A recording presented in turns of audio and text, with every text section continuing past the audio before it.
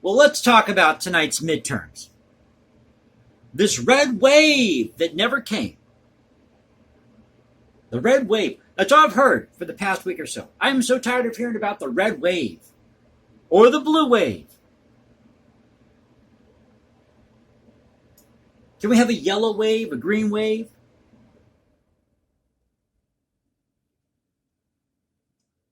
So I'm looking at all these races in these different states. And I just got done I was trying to keep track of this at work, just got done doing the swing shift. So words might not come out like they should. No, I haven't been drinking. Been on the phones all night. And when that happens, words just kind of merge together. But what about Pennsylvania? Fetterman won. No, I think he won the sympathy card. Come on, let's admit it, the sympathy card. This guy had a stroke. People felt bad for him. They voted for him. Well, we really like his ideas. What ideas are those? Oh, the same talking points that we've had for the past 50 years.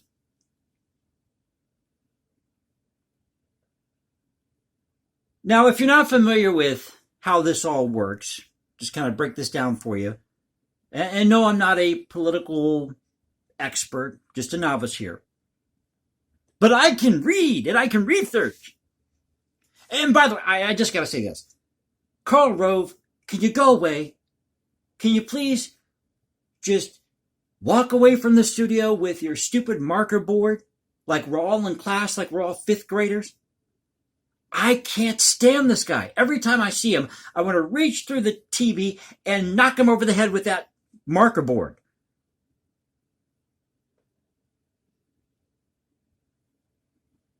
See, he represents everything that's wrong with the Republican Party. We don't need guys with marker boards. Just like Bill and Hillary Clinton are everything that's wrong with the Democrat Party. Joe Biden, Obama. Both, as I've said before, both these parties are full of it. And we need more independent voices in the fray.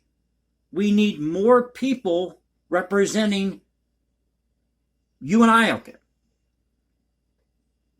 that don't buy into this party or that party. Wouldn't it be awesome if we had, because the way it works is you have 435 voting representatives in the House of Representatives. And you have 100 members in the Senate.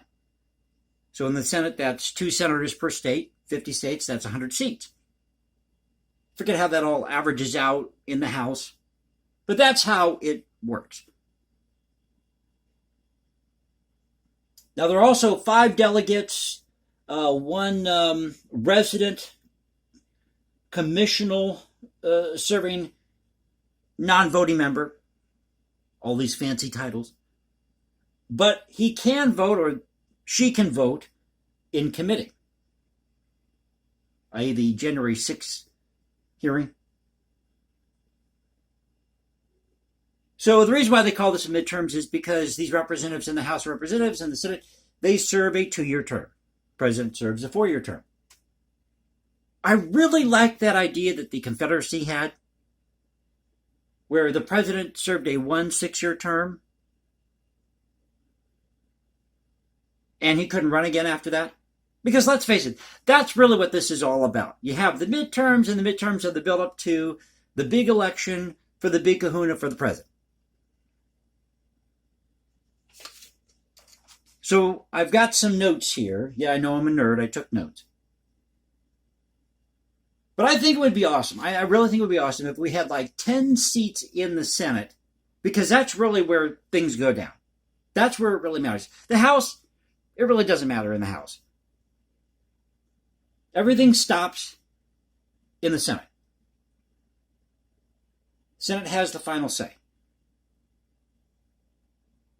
But that would be awesome if we had 10 independent seats. Now, there are 2 independent representatives or senators, I believe, in the Senate. But imagine having 10. Really swing the balance of power between these 2 idiot parties. But you see what happened in Pennsylvania? Oh, man. Dr. Oz. But it was a close call. Let me look at my notes here. A very close call. Because I wrote down some of the stats here.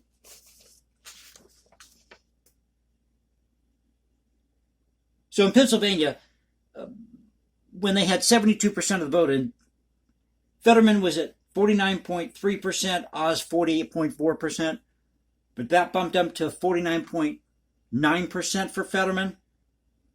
And I think Oz was hanging in there at like 48.5, 48.6. A couple honorable mentions here. The governor of our state, the first female governor of South Dakota, she won re-election. Congratulations to Kristi Noem. And let's admit it, Kristi Noem's hot. She's hot.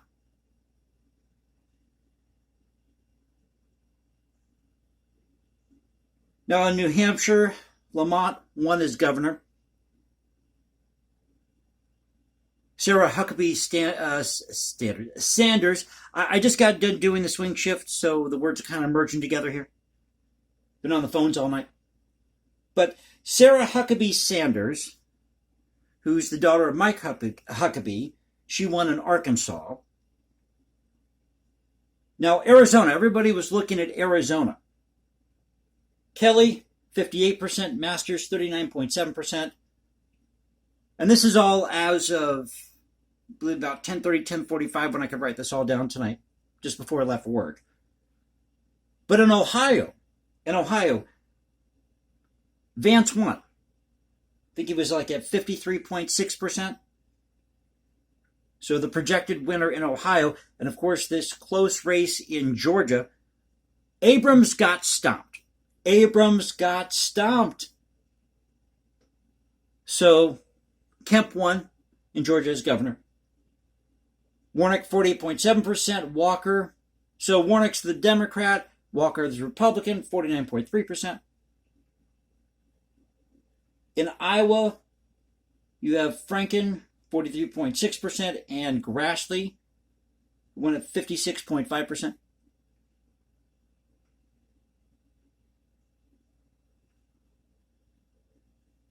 But this thing with Fetterman, it was the sympathy vote. That's exactly what this was. They felt bad for the guy because he had a stroke. Pardon me. Well, I'll tell you what, if I can get through a video without clearing my throat, I'll be okay. Okay, what else do I have? So, of course, these stats keep changing here. But pretty much that's where we're at. We're at a trickle, and I predicted this. I mean, I did mention in the video here, but I was thinking that this is what was going to happen, as it always does with these two parties, because they have such a stronghold on the system that one party or the other is going to win maybe a seat or two more in the Senate and a whole bunch of other seats in the House. So Republicans, looks like they're going to lead in the House, win here. Currently, Fox News is saying Democrats in the House 151, Republicans 187. So that's where we're at. That's where we're at right now. So I hope you enjoyed the video. Just want to come here and give you some stats, update of what's going on with the midterms, but by no means was this a red wave. We're never going to have a red wave.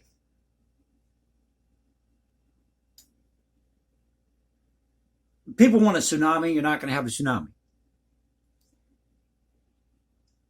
But it's fun to watch this, see how it all plays out. Fetterman's talking now, coming out and giving this big speech after he won in Pennsylvania. You know, I'll tell you something. When you're on the phones all night, when you get home, I mean, you can't talk. I mean, it's just like the throat's tired, the jaw's tired. It's just like you all night you've been blah, blah, blah, blah, blah, blah, blah, blah. And then you're talking to people at the desk,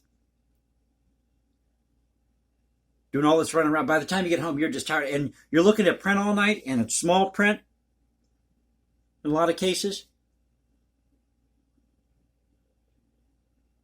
So if you enjoyed the video, you know what to do. You can also follow me on Instagram, hashtag Jason Composes. Find me at Twitter, Culture Confederacy Twitter. As you know, politics is a major part of American culture. I want to talk about it as we ride through the midterms.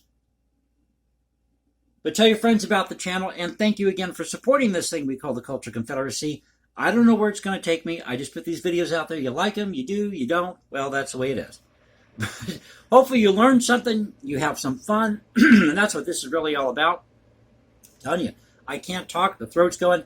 So it's time for me to head out, and I'll catch you next time. Take care, everybody.